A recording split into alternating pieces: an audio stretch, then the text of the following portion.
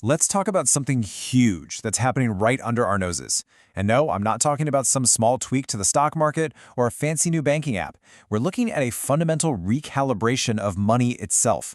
You could call it a silent revolution, and it could completely redefine how you earn, how you spend, and even how you think about value. This line, right here, it just nails the scale of what we're talking about. The idea isn't about some kind of collapse. Nope.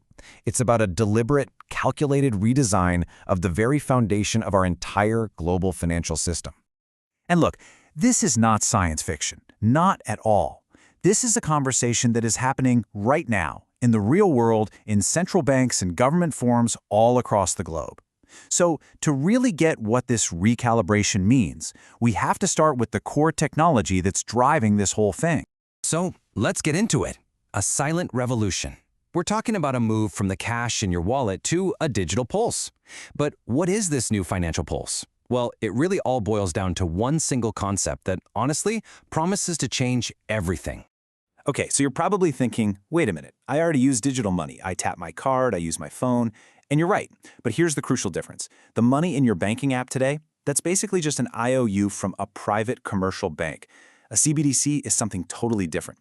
Think of it like having a digital dollar bill, straight from the source. It's a direct liability of the central bank issued and backed by the government itself. So why? Why the big push for such a radical change? Well, the people who support this idea argue that our current financial system is, to put it in their words, a fragile architecture of debt. They see this complicated, messy network built on debt and invisible layers of trust, and they think it's just outdated, unstable. They believe a reset isn't just a good idea, it's necessary to build something stronger for the modern world. And this brings us to the sales pitch, the vision that's being sold by its architects. They'll tell you this isn't just about a new kind of currency. No, it's about building a whole new kind of economy.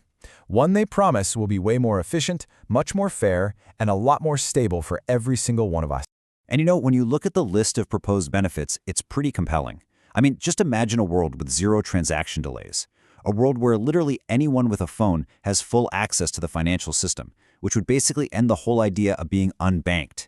On top of that, proponents argue it could wipe out tax evasion and illegal financing, and it could give central banks some really powerful new tools to stop economic crises before they even start. So if you boil down the pro side, here's what you get. The ultimate goal is to finally tame the economic chaos we've all just gotten used to get away from those wild, unpredictable cycles of inflation and volatility, and instead create a more predictable, centrally managed financial future. But of course, every promise has a shadow. And here's where we get to the other side of the coin. Because for every single argument for this system, there's a really powerful counter-argument. A lot of skeptics look at these exact same tools and they don't see a path to stability. They see a blueprint for an unprecedented level of control over every single person. This is where that term programmable money gets very, very real. So let's just walk through how this could work. Your digital dollars could, in theory, come with rules attached. Imagine getting stimulus funds from the government that literally expire if you don't spend them by the end of the month. Or maybe your money could be restricted so it only works for approved things like groceries, but it gets blocked if you try to buy something deemed undesirable. And oh yeah, every single one of those transactions would be tracked and recorded. And that brings us to the core fears. The simple anonymity of using cash could just vanish. Money could change from being a neutral tool we use for exchange into an active tool for social engineering, a way to reward or punish your behavior by controlling whether you can even participate in the economy. And the ultimate concern here? The complete and total loss of your financial freedom. Wow. I mean, just let that quote sink in for a second. It really gets to the very heart of the philosophical shift we're talking about. In this potential new world, you might not own your money in the way you do now. Instead, you'd be granted access to it, and that access could be conditional. It could be controlled. It's a massive trade-off, your individual autonomy for what's called collective efficiency. So all of this brings us to the central conflict. This whole thing isn't just about technology, is it? It's about two fundamentally different visions for the future of society and for our place within it. It all comes down to this one question: what will remain ours? Let's just lay it all out, side by side.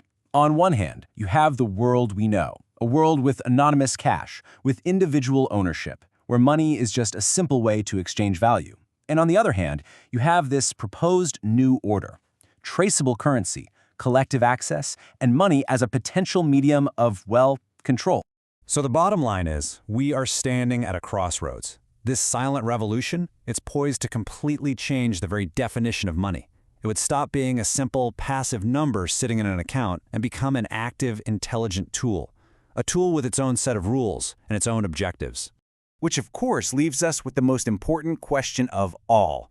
As the financial world gets recalibrated and a new system is built for what they call total efficiency and transparency, what part of our economic lives, what part of our lives will truly remain ours?